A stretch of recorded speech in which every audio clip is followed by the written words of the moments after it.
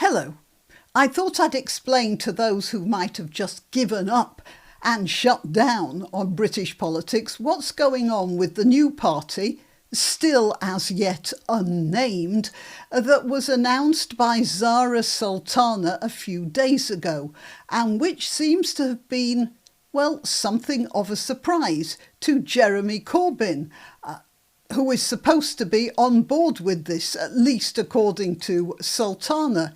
You see, Sultana appears to have calculated that Corbyn will bring in with him a lot of old Corbynistas, so it's well worth her trouble to haul on board the old revolutionary. There's just one small problem, and that is Corbyn isn't really an on-board sort of person. He's a perpetual revolutionary and he'll never be happy being on board with anyone in the end. But I'll discuss that after I've told you that I'm granniopteryx. Please click the like icon and share the video. And YouTube seemed to be scrubbing subscribers recently, so please help me to keep up the figures by clicking the subscribe button as well. If you want to contribute financially, all the links to the various methods are in the description. My horses will thank you.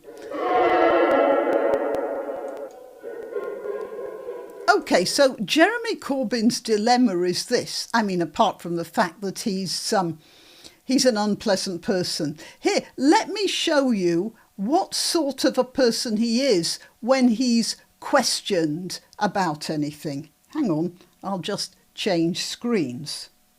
That you were there at that ceremony, but that you didn't think you took part in the wreath laying. But I think you're now saying that you were part of the wreath laying. I was there when the wreaths were laid. That's pretty obvious. There were many others there who were witness to that. I witnessed many other people laying many wreaths. Did you lay the wreath? I laid one wreath along with many other people in memory, as I've said, of all those who died. He's sort of... Corbyn has found himself in an odd sort of position.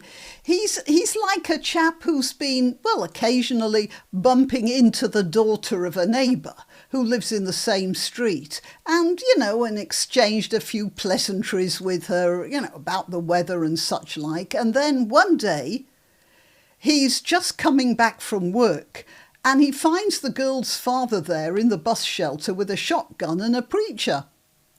Does he marry her or does he try running? Well, you see, Corbyn's a bit old to run, and this is probably his last chance at any sort of political power.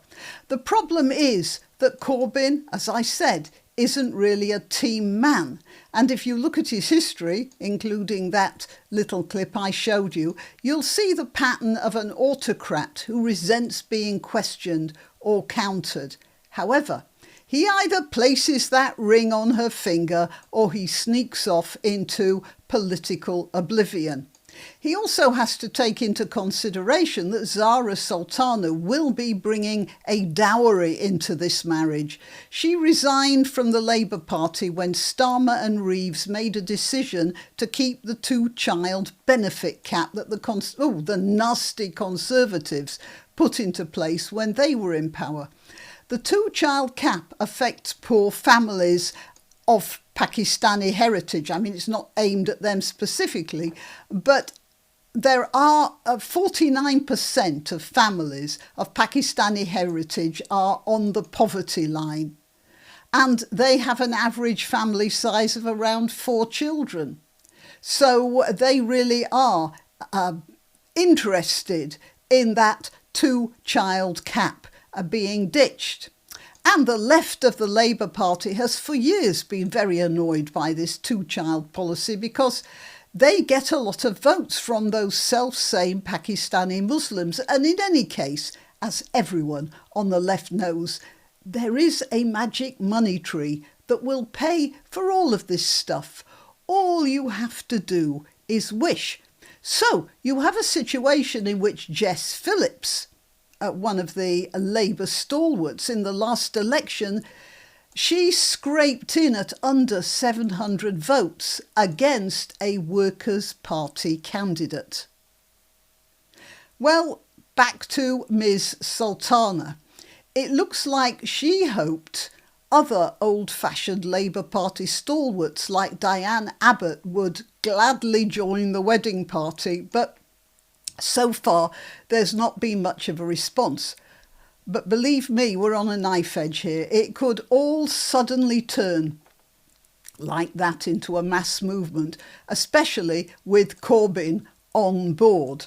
I'll bet Starmer's not sleeping much these past few days, and I'll also bet his aides will be phoning all sorts of people, MPs and various party officials, trying to keep them on side, making deals that the country can't afford and making promises that won't be kept.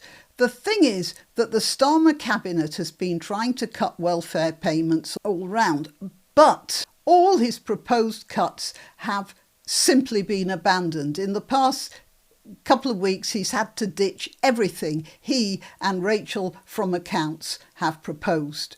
They're facing a rebellion from the backbenches, and it's a huge rebellion. And he's had to backtrack on all of them. It is a classic case of the tail wagging the dog.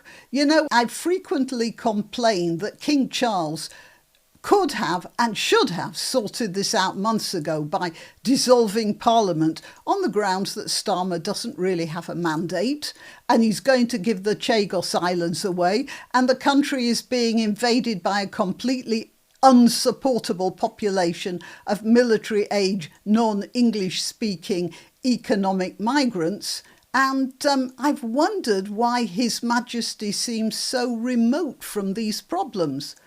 But you know what? I'm starting to wonder now if he's staying out of this because he's having too much fun watching Starmer getting crushed by a wrecking ball of his own making. Whatever, Starmer and Reeves are casting about looking for funds elsewhere to make up any sort of a budget. And I've read that they're now considering a wealth tax. That's a tax on total assets. It means that the government is figuring out ways of calculating everything that we own and charging us a tax on it. And, of course, in the same way that the farmer's tax is going to destroy family farms, the wealth tax will destroy the middle class, especially those who live in cities where their houses are worth a lot of unrealisable money. You know, that's going to upset quite a few Champagne socialist metropolitans, isn't it? As if Starmer doesn't have enough trouble with the revolting peasants, he's now got to worry about a rebellion of the elite as well. So, I mean, I could understand the king sitting there in his palace and, getting out the popcorn.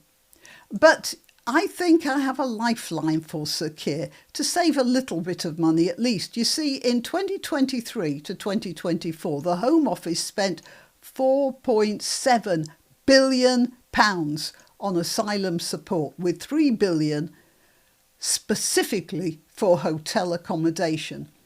Some analyses predict that costs could reach £2 billion annually for asylum accommodation in 2025. A National Audit Office report estimates asylum accommodation contracts could cost £15.3 billion over 10 years. And that's based just on the figures we have now. The situation could, actually, it will be a lot worse in a couple of years' time, given what's going on now without any sort of check on it. So, I've just had a thought. It's a wild idea, but it just might work. If the government cut all migration and started serious repatriation, that might save a bob or two. Would Starmer be able to do that? My personal opinion, it's about as likely as expecting Corbyn to welcome a marriage of convenience with Zara Sultana. All right, well, I hope that's explained everything to you. Till next time. You can help my channel by subscribing and clicking the notification bell. That's quite important. And by sharing if you're so inclined. Links to my other channels and to donation methods are in the description. But the best way you can help is simply by clicking like and notify. Thank you.